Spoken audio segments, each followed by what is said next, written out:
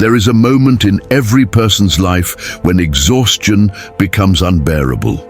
You have been running after love that never stays, running after money that always slips through your fingers, running after recognition that never feels enough, running after happiness that seems to live perpetually in tomorrow. And one day you wake up, you look in the mirror, you see someone you barely recognize. The dark circles under your eyes tell stories of sleepless nights spent worrying. The tension in your shoulders carries the weight of expectations that were never yours to begin with. The emptiness in your chest echoes with the hollow sound of achievements that brought no lasting satisfaction. And you ask yourself the question that changes everything. What if I simply stopped? What if the entire game was rigged from the start? What if the very act of chasing was the thing pushing everything away? Welcome to Stoic mentality. Today, we explore one of the most counterintuitive truths that ancient philosophers understood thousands of years ago. A truth that modern psychology is only now beginning to validate. A truth that could fundamentally transform the way you experience every single day of your remaining life. The truth is this: when you stop chasing, everything starts happening. Not because the universe magically rearranges itself, not because of some mystical law of attraction, but because of something far more practical and far more powerful. When you stop chasing, you finally become the person that good things naturally flow toward. If this resonates with something deep inside you, take a moment right now to subscribe to Stoic Mentality and hit the notification bell. We release content regularly that helps you build unshakable inner strength through ancient wisdom applied to modern challenges. And if you find value in what you hear today, leave a like. It helps more people discover these ideas that have the power to change lives. Now let us begin this journey together. The philosophy of pursuit. Before we understand why stopping works, we must first understand why chasing fails. The Stoic philosophers of ancient Greece and Rome observed something fascinating about human nature. They noticed that people who desperately pursued external goods rarely obtained them. And when they did obtain them, the satisfaction was fleeting at best. Marcus Aurelius, the philosopher-emperor who ruled Rome at its height, wrote extensively about this phenomenon. He observed that people spent their entire lives running toward things that could never provide lasting fulfillment.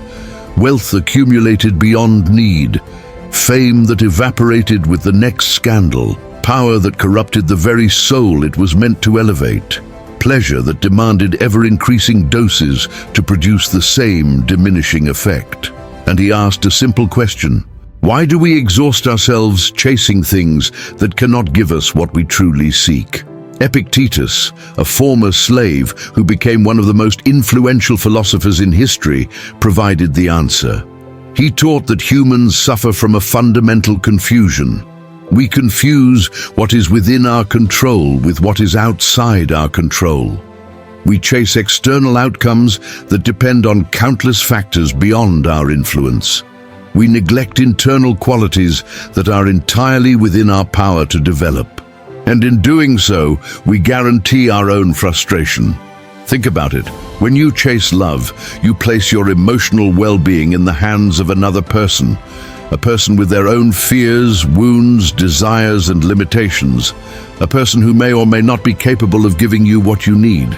A person who may wake up one morning and decide they want something different. When you chase money, you tie your sense of worth to market forces, economic conditions, and the decisions of employers or customers, forces that shift like sand beneath your feet. When you chase recognition, you hand the keys to your self-esteem to people who barely know you, people who judge based on superficial criteria, people whose opinions change with the wind. The Stoics saw this clearly. They understood that chasing external outcomes is a form of voluntary slavery. You become a slave to hope and fear. Hope that you will finally get what you want, fear that you will lose what you have or fail to obtain what you desire. And between hope and fear, there is no peace. There is only the endless oscillation of anxiety.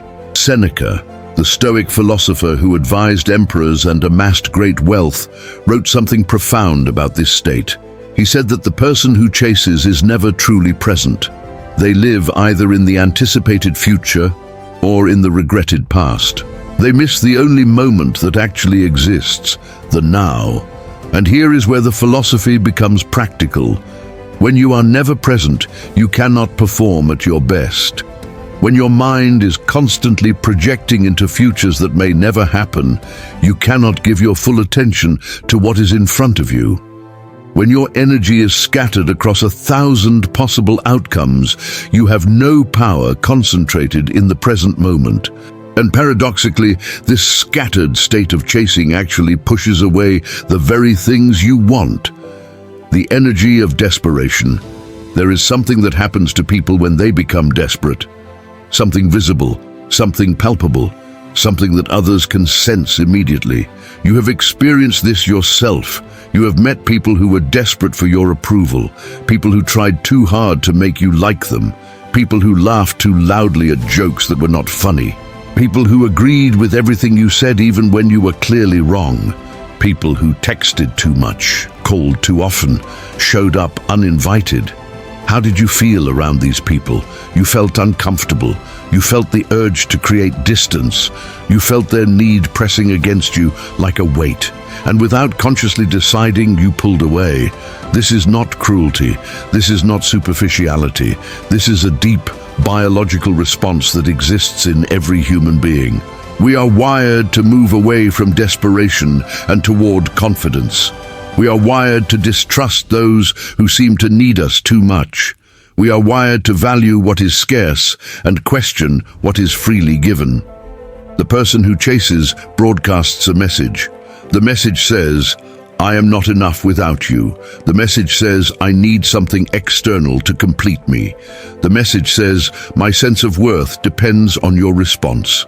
And this message triggers an automatic response in others. They become skeptical. They become guarded. They become less likely to give you what you want. This applies to every domain of life.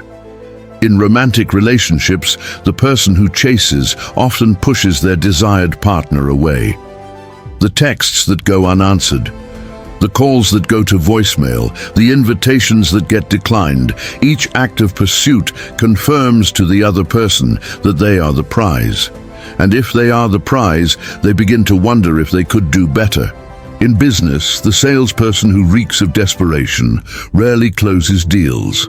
Customers sense the need and become suspicious. They wonder why this person is so eager. They wonder what is wrong with the product. They wonder if they are being manipulated, and they walk away.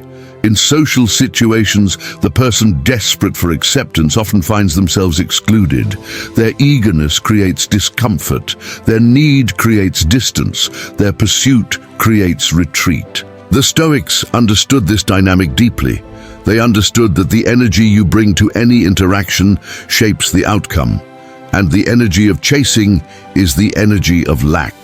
It communicates that you do not have enough, that you are not enough, that you need something outside yourself to be complete. This energy repels, it does not attract, and no amount of strategy or technique can overcome it. You can learn all the right words to say. You can study all the right moves to make. You can memorize all the right approaches to take. But if the energy behind your actions is desperation, people will feel it, and they will respond accordingly. The paradox of letting go. Now we arrive at the paradox, the strange truth that contradicts everything we have been taught. When you stop chasing, things begin to come to you, not because of magic, not because of mystical forces, but because of a fundamental shift in who you are and how you show up. Let me explain. When you stop chasing love, something happens. You begin to invest that energy in yourself. You develop your interests, your passions, your purpose. You become a more interesting person. You become more confident. You become less needy. And this version of you is far more attractive than the version that was chasing. People are drawn to those who have their own life, People are attracted to those who do not need them to be complete. People want to be with those who choose them rather than those who need them. When you stop chasing money, something similar happens. You stop making desperate moves. You stop taking bad deals because you are afraid. You stop undervaluing yourself because you need the next paycheck. You begin to make decisions from a place of strength rather than weakness. And paradoxically, better opportunities appear. Not because the universe rewards detachment, but because you are now calm enough to see opportunities you previously missed, because you are now patient enough to wait for the right deals, because you are now confident enough to negotiate from power rather than need. When you stop chasing recognition, the same pattern emerges. You stop performing for others. You stop shaping yourself to meet expectations. You start doing work that genuinely matters to you. And work that comes from genuine passion has a quality that cannot be faked.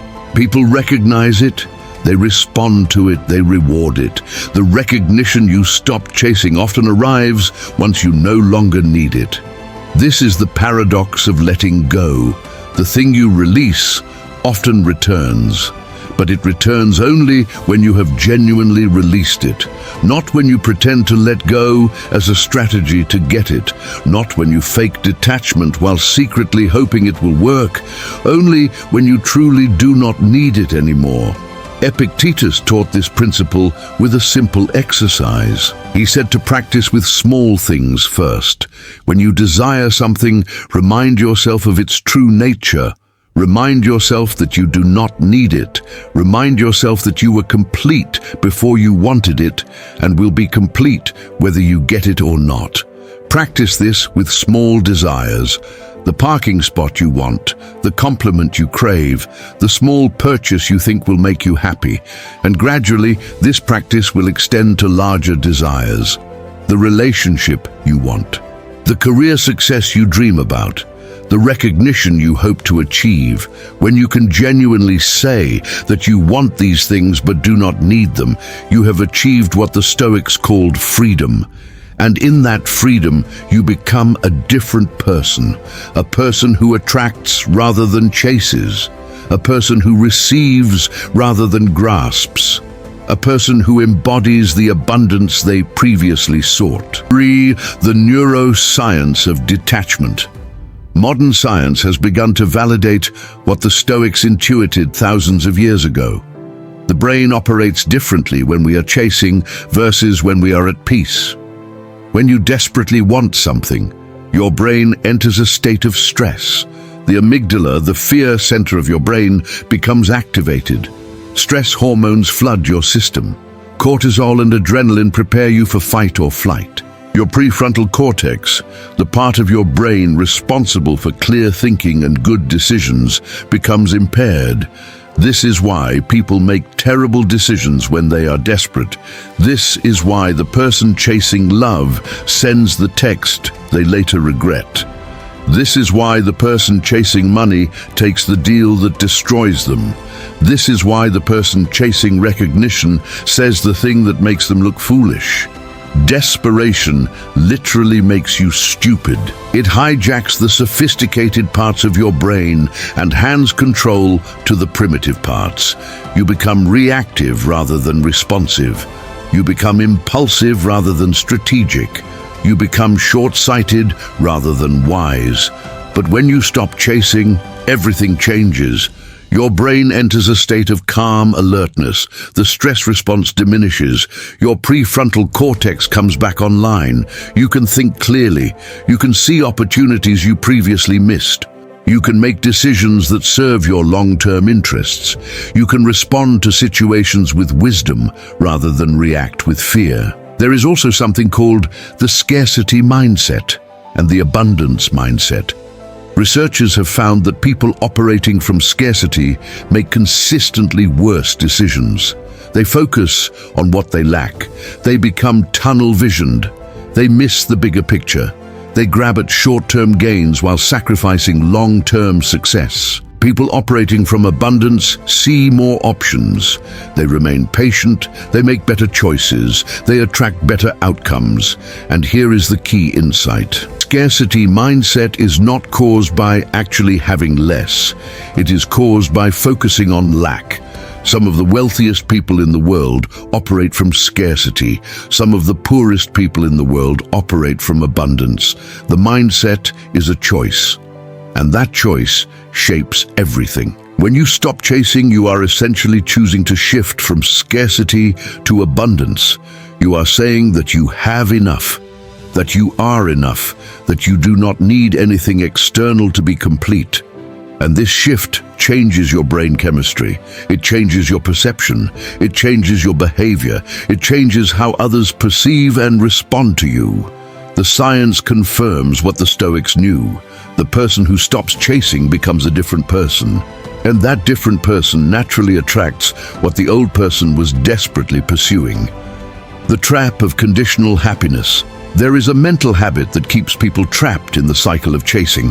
The Stoics called it placing your good in externals. Modern psychologists call it conditional happiness. It sounds like this: I will be happy when I find the right partner. I will be happy when I make enough money. I will be happy when I get that promotion. I will be happy when I lose the weight. I will be happy when I get recognized for my work. I will be happy when, always when, never now.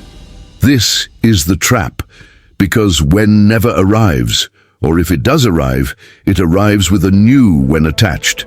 You find the partner, but now you will be happy when the relationship is more stable. You make the money, but now you will be happy when you make more. You get the promotion, but now you will be happy when you get the next one. You lose the weight, but now you will be happy when you have more muscle.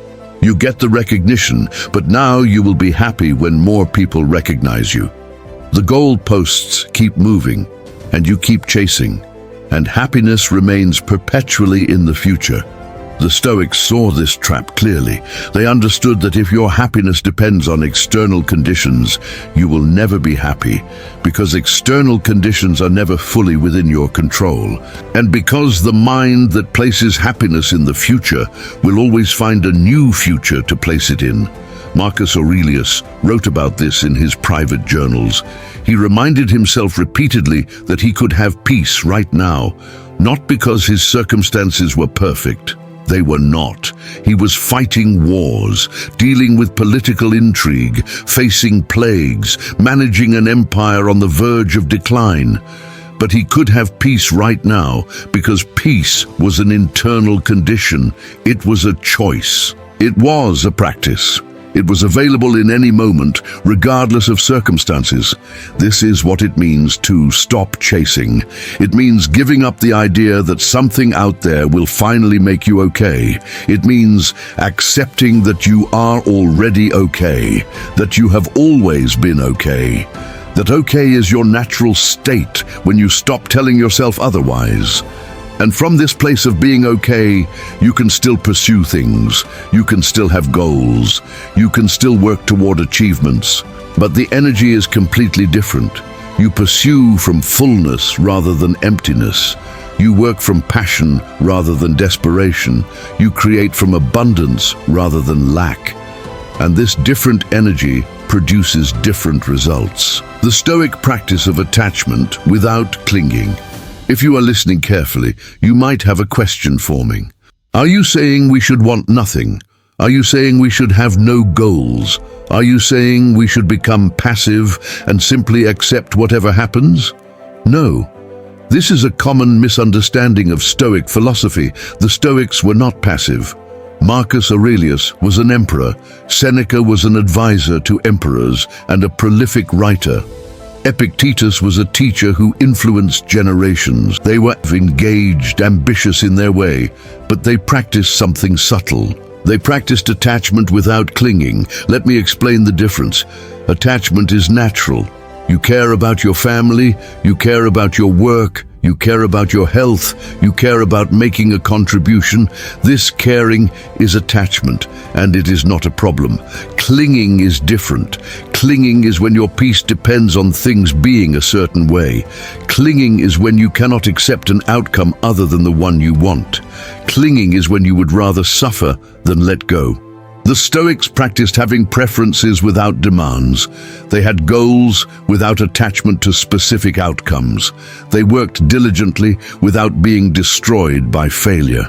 Epictetus used a metaphor to explain this. He said to think of life like a banquet. Dishes are passed around. When a dish comes to you, you take a moderate portion. When a dish passes you by, you do not grab at it. When a dish has not yet arrived, you do not pine for it. You enjoy what is in front of you. You receive what comes. You let go of what passes. This is attachment without clinging. You participate fully in life. You have preferences. You work toward goals. But you hold everything loosely. You understand that nothing external is truly yours. It is on loan. It can be taken at any moment, and your peace does not depend on keeping it. This attitude is what allows you to stop chasing while remaining fully engaged. You can work toward success without desperately needing it. You can pursue relationships without clinging to them. You can seek recognition without crumbling if it does not come. And this, paradoxically, makes success, relationships, and recognition more likely. Because you are operating from strength. Because you are making better decisions. Because you are more attractive to others and to opportunities. The Stoics did not teach passivity. They taught a different kind of action. Action rooted in the present rather than the imagined future. Action motivated by purpose rather than desperation. Action that expresses who you are rather than tries to get what you lack. The death of the chasing self. There is a version of you that has been chasing your entire life. This version was created in childhood. Perhaps you learned that love was conditional, that you had to perform to receive affection, that you had to achieve to be valued, that you had to be a certain way to be accepted, and so you began to chase. You chased good grades to earn your parents' approval. You chased popularity to feel like you belonged. You chased achievements to prove you were worthy. You chased relationships to fill the emptiness inside. This chasing self is not who you really are. It is a constructed identity, a survival mechanism, a pattern that once served a purpose but now keeps you trapped. Stopping the chase requires letting this version of yourself die. This can feel terrifying. Because you have been this person for so long that you do not know who you would be without the chasing. If you are not the one pursuing success, who are you? If you are not the one seeking love, who are you?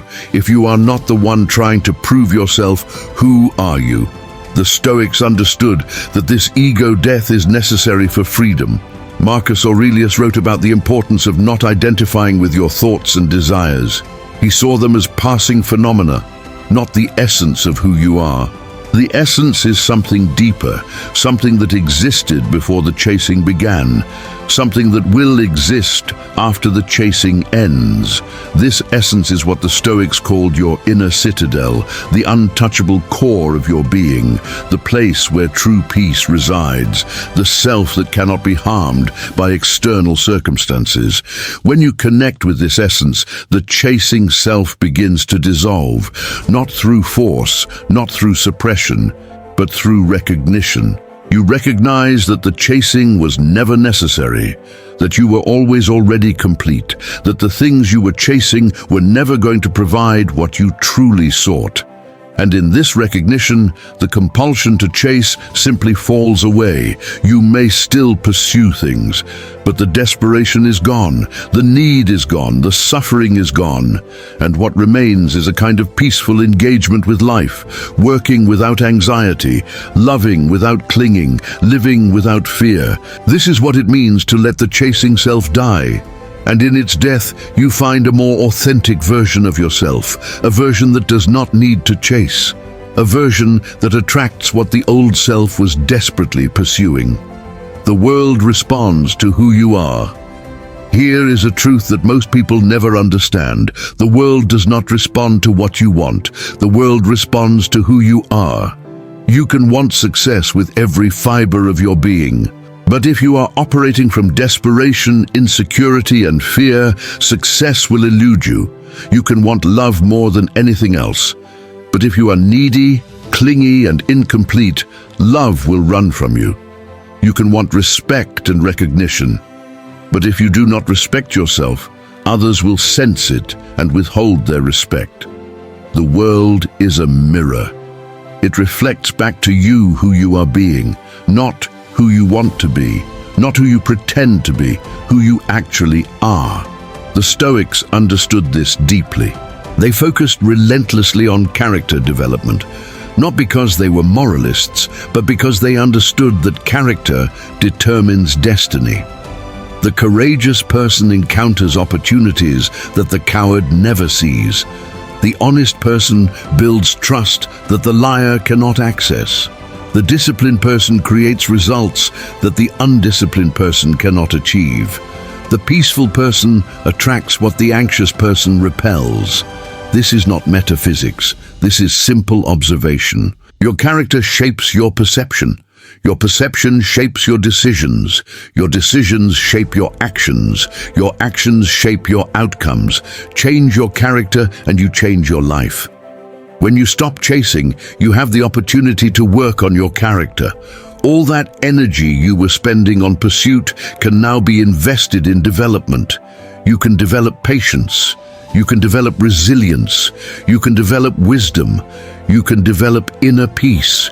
You can develop genuine confidence. Not the false confidence of achievement, but the true confidence of self-knowledge, the confidence of someone who knows they can handle whatever comes, the confidence of someone who is not afraid of loss because they are not clinging to gain. This development takes time, it takes practice, it takes consistent effort, but it is the only real work worth doing because it changes who you are at the deepest level. And when you change who you are, the world changes its response to you. Opportunities appear that were previously invisible. People respond differently to your presence. Doors open that were previously closed, not through magic, through the practical reality that the world responds to who you are. Practical steps to stop chasing. Let us now turn to the practical. How do you actually stop chasing? How do you break a pattern that has been running for years or decades? The first step is awareness. You must see the chasing clearly. Notice when you are acting from desperation. Notice when you are doing things to get approval, love, or validation. Notice when your peace depends on a specific outcome. Just notice.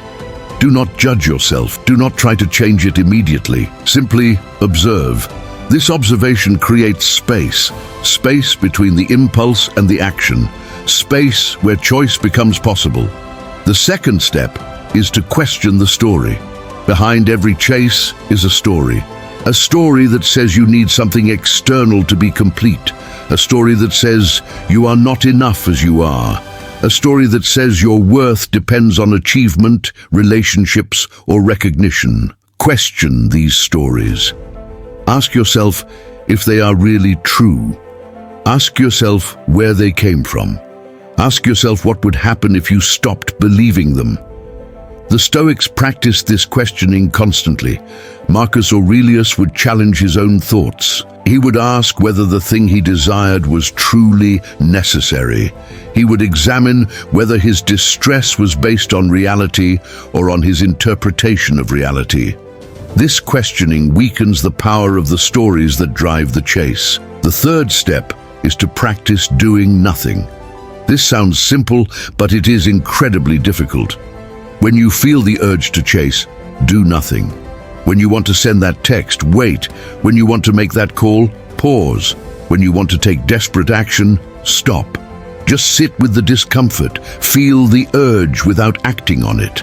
This builds a new capacity, the capacity to be with discomfort without needing to fix it, the capacity to want something without immediately grabbing for it, the capacity to let things unfold without controlling them. The fourth step is to redirect the energy. All that energy you have been spending on chasing does not disappear. It needs somewhere to go. Redirect it toward yourself, toward your development, toward your interests, toward your purpose. toward becoming the person you would need to be for good things to naturally flow toward you. This is not selfish, it is strategic, because the better you become, the more you have to offer. The more complete you are, the more you can give. The more at peace you are, the more peace you bring to others.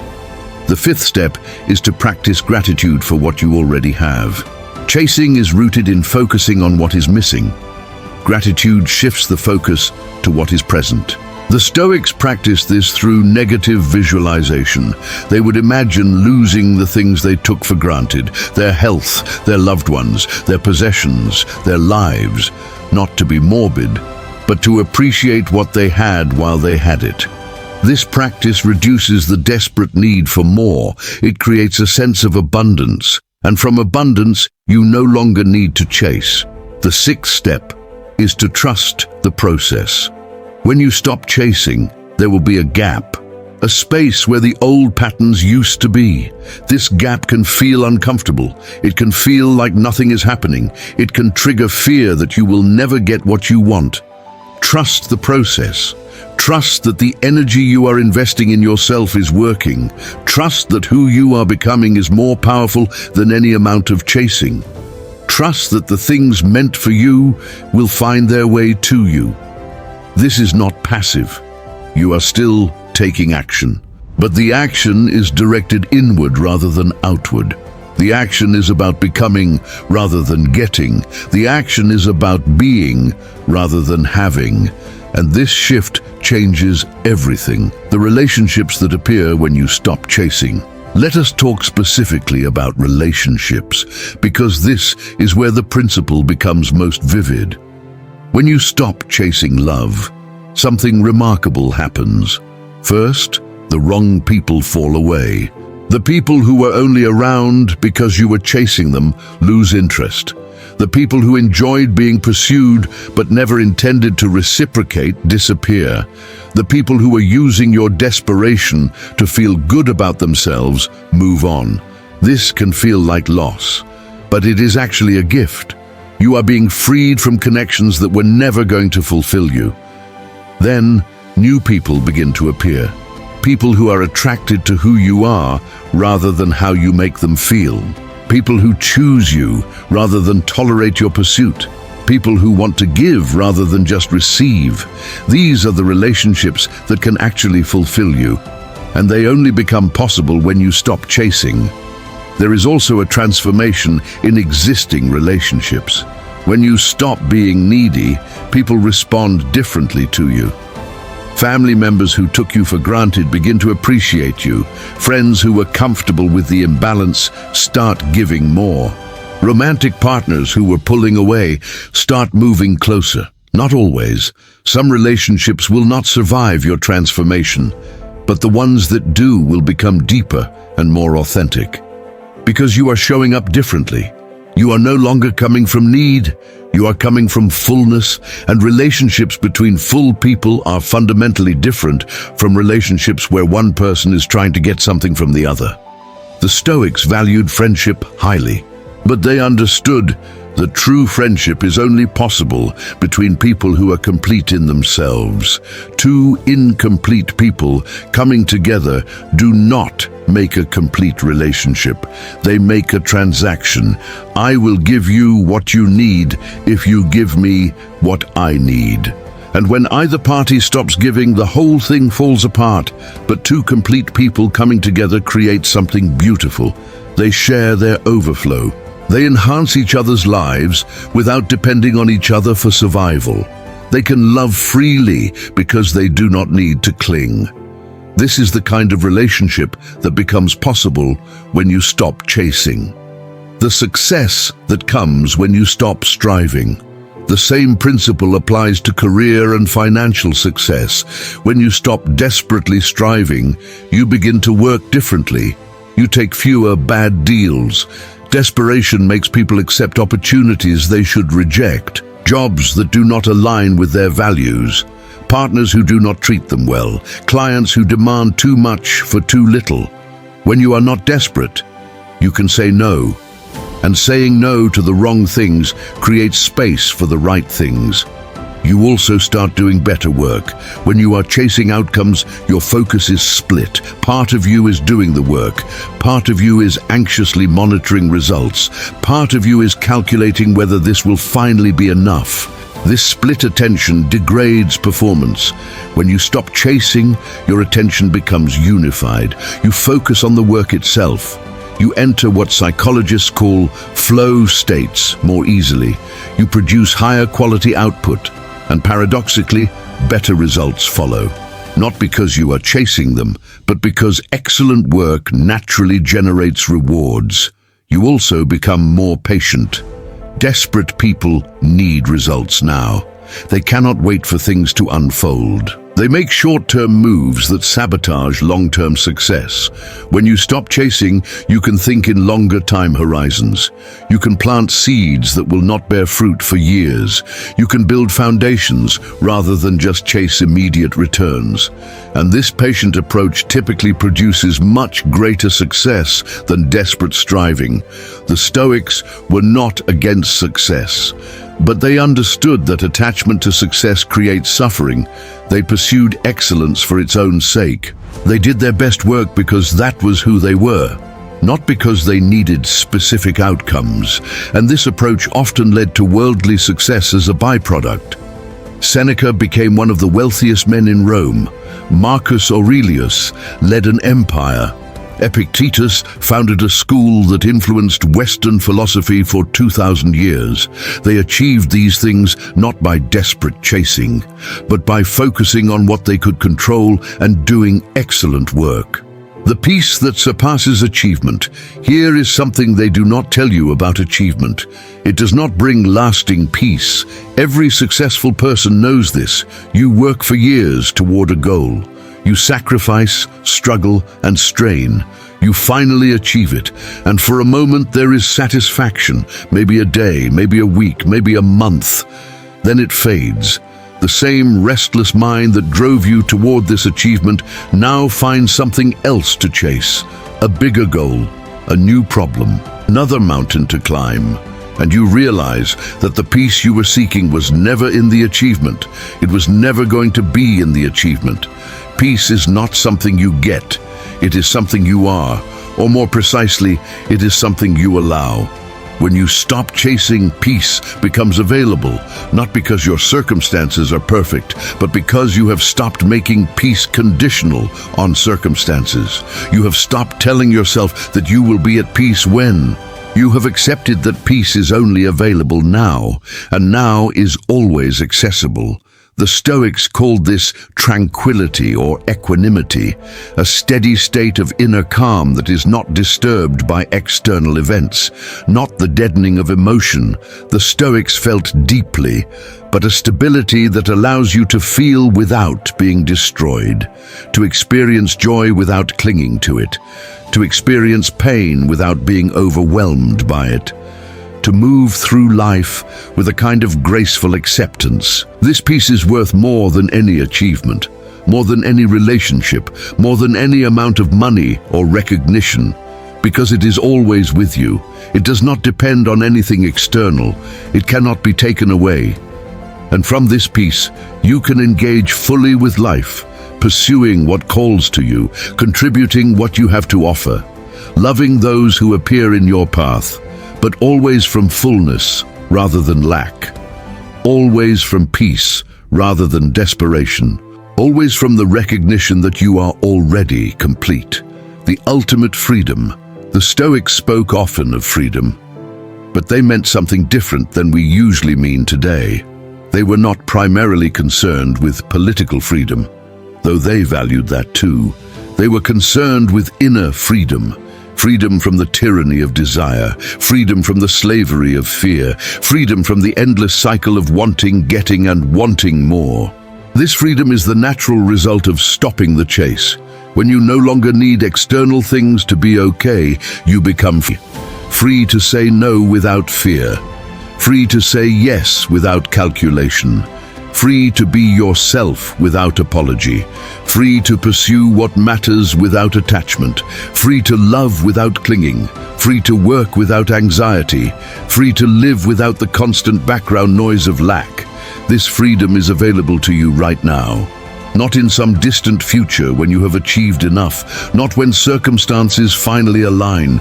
Right now, it requires only a shift from chasing to being, a shift from needing to offering, a shift from lack to abundance, a shift from conditional happiness to unconditional peace. The Stoics taught that this shift is a practice. You will not make it once and be done. The old patterns will return. The urge to chase will arise again. The stories of lack will whisper in your ear. And each time you will have the opportunity to choose peace over pursuit, to choose presence over projection, to choose being over having. Each time you make this choice, it becomes easier. The new pattern becomes stronger. The old pattern becomes weaker. And gradually, a transformation occurs. You become someone who does not chase. Not through suppression, not through force, but through genuine understanding. You see that the chase was never necessary, that you were always already complete, that the things you wanted were never going to provide what you truly sought. And in this seeing, the chase simply ends. What remains is freedom. A final word from the ancients. Let me leave you with words from the Stoic philosophers themselves.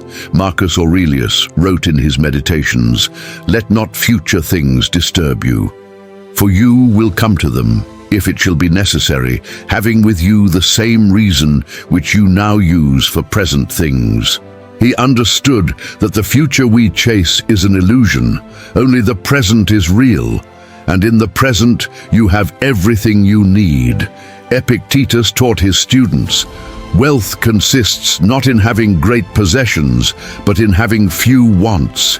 He understood that the end of wanting is the beginning of abundance, not material abundance necessarily, but the abundance of a mind at peace. Seneca wrote to his friend Lucilius, "It is not that we have a short time to live, but that we waste a lot of it." Life is long enough, and a sufficiently generous amount has been given to us for the highest achievements if it were all well invested. He understood that the time spent chasing is time lost, time that could be invested in becoming, time that could be spent in peace, time that could be used for the highest achievements, which are not external accomplishments, but the development of a virtuous and tranquil character. These ancient teachers understood what we are only now beginning to rediscover, that the chase keeps us from what we seek, that the pursuit prevents the arrival, that letting go is the path to receiving. Your invitation. If you have listened this far, something in you recognizes these truths. Something in you is tired of chasing. Something in you knows there must be another way. There is, and it begins with a simple decision. The decision not to stop living, not to stop pursuing what matters, but to stop the desperate, fearful, endless chase for external validation, to stop placing your peace in the hands of circumstances, to stop waiting for the future to finally be okay. This decision is available to you right now, in this moment. You can make it before this video ends, and if you make it, everything changes, not overnight, but gradually. The desperation loosens its grip. The need begins to fade. The peace starts to emerge. And you discover what the Stoics knew all along, that you were always already complete, that the chase was never necessary, that when you stop running, you finally arrive. Here at Stoic Mentality, we are dedicated to exploring these ancient truths and applying them to modern life. If this message resonated with you, I encourage you to subscribe to the channel and turn on notifications. We release content regularly that helps you build the inner strength and wisdom that makes external chasing unnecessary. If you found value in what you heard today, take a moment to leave a like. It helps the algorithm share these ideas with others who might need them. And leave a comment below. Tell me what you are going to stop chasing. Tell me what you are going to start becoming instead. Let us build a community of people committed to the inner work that makes the outer chase unnecessary. Thank you for listening. Thank you for being here. Thank you for being willing to consider a different way. The Stoics are with you. I am with you. And the peace you seek is already within you, waiting only for you to stop long enough to find it. This moment right now is a crossroads. You can close this video and return to the chase. You can let these words fade into the background noise of your busy life. You can tell yourself that you will implement these ideas someday, when you have more time, when circumstances are better, when you have finally achieved enough to relax. But we both know what will happen. The chase will continue. The exhaustion will deepen. The peace will remain elusive. Or you can choose differently. You can decide right now that something needs to change.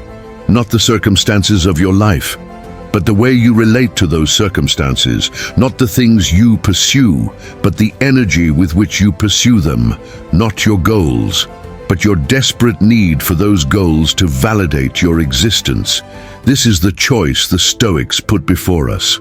The choice between slavery and freedom, between chasing and being, between conditional happiness and unconditional peace. It is a choice you make not once, but continuously. Every moment offers the opportunity to chase or to be at peace. Every situation offers the opportunity to grasp or to receive with open hands. Every interaction offers the opportunity to need or to offer from fullness. Start now. Start with this moment. Choose peace. Choose presence. Choose being over having. And watch as the things you used to chase begin to find their way to you. Not because you have stopped caring, but because you have stopped needing. Not because you are passive, but because you are coming from a completely different place. From the place of the person you are becoming rather than the lack you are trying to fill. This is the secret the Stoics understood. This is what made them powerful in ways that external achievements never could. This is what allowed them to face death, exile, poverty, and pain with equanimity, and this is available to you right now, if you choose it. The chase ends when you decide it ends, and life begins when the chase is over. Welcome to the other side. Welcome to peace. Welcome to Stoic mentality. Closing reflection. As we close, I want you to sit with one question.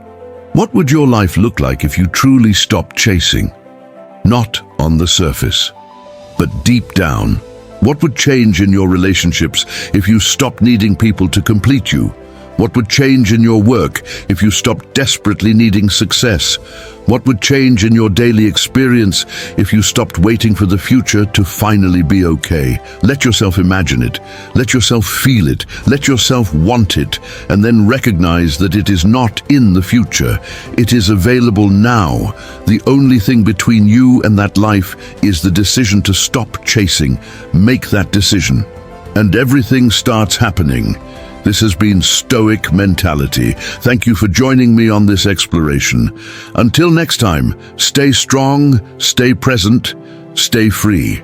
Remember to subscribe to Stoic Mentality for more content on ancient wisdom for modern life.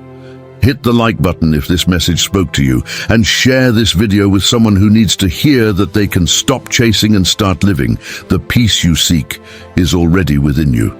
Stop running long enough to find it.